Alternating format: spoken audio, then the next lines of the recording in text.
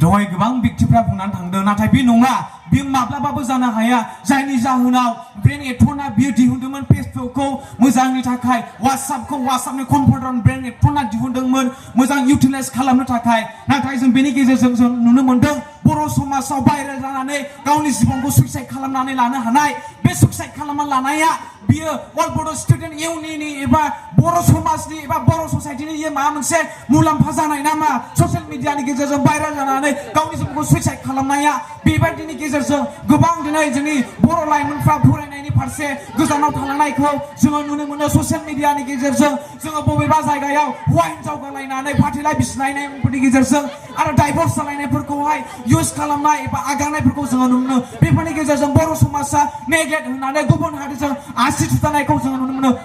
आं माब्लाबाबो गनायनानै लानो हाया बर' समाजा ससियेल मिडिया बाहायनायजों माब्लाबाबो जौगानो हायाखै मोनगौ नाथाय माखासे बुस्थुफोरनि थाखाय जोंनि बर'आ आसि थुनानै मिनिजानो गोनां जायखौ जोंनि लाइमोनफ्रा ड्राग्स निसा बाहायनायफ्रा जोंनि बर' समाजाव दिनै बाहायजागासिनो दङ आरो ओंखारगासिनो दङ बेबायदि गोबां लाइमोनफ्रा दिनै ससियेल मिडियानि गेजेरजों जोंनि बर' हारिखौ दिनै डाउन खालामलांनायखौ जोङो नुनो मोनो बेबायदिनो आरोबाव जोङो नुनो मोनबावो दिनै गाबोन फरायफुनाय जाखांफुनाय लाइमोनफ्रा दिनै बाइक लादों दिनै बाइक लानायनि उनाव खिबुआव गावनि गोसोनाय हिनजावखौ मोनगोन मोना बेखौ मोननानै ब्लक खालामनानै थांदों एक्सिडेन्ट जाहैनानै थैहैदों बबेबा गुबुन हारिया मिनिदों संखारिदों आन्थाइ दिहुनदोंमोन ब्रेन एथना फेसबुक वाट्सएपखौहाय मोजां इउटिलाइज खालामनो नाथाय जोंनि बर' लाइमोनफ्रा जोंनि बर' समाजनि बाहायगिरिफ्रा बेखौ गाज्रियाव बाहायनायखौहाय जोङो नुनो मोनो माब्लाबाबो डेभेलप जानो हायाखै बर'आ सुबुं बिजों बाहायनायनि गेजेरजों बेनिखायनो जोङो नुगौ ससियेल मिडियायाव गावनि बिमा बिफा थायो गावनि बिदा फंबाय थायो जाथि खुरमा फोरोंगिरि थायो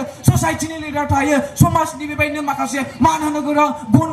गुन गोनां बेबायदि लाइमोनफोर थायो बेबायदिनो सिगाङावबो गावनि लाइखि साइसना बाइसना खान्दा खुन्दा गाननानै लाइखि टिकटक बानायनानै भाइरेल जानायफोरखौहाय जोङो नुनो मोनो बे बर' समाजनि माबा मोनसे बे गोग्गाथाव बाथ्रा नङा बे लाजिसिंसिं बाथ्रा बे नेभार डेभेलप जानो हायाखै ससियेल मिडिया बाहायनायनि गेजेरजों डेभेलप जानो हायाखै मानोना दिनै जादों उमुरखानि फिसाज्ला बिमा बिफानि गन्थं बस'दों ससाइटिया दिनै लाजिसिंसिं जादों उमुर गामिनि उमुकनि फिसाला बेबायदि बिमा बिफाया नामखारि जादों ससियेल मिडियानि गेजेरजों जोंनि बर'फ्रा बेबायदि जोंनि बर' समाजखौ नेग्लेक्ट खालामदों जायनि जाहोनाव ससियेल मिडियाखौ लानानै जोंनि आबसुआ दिनै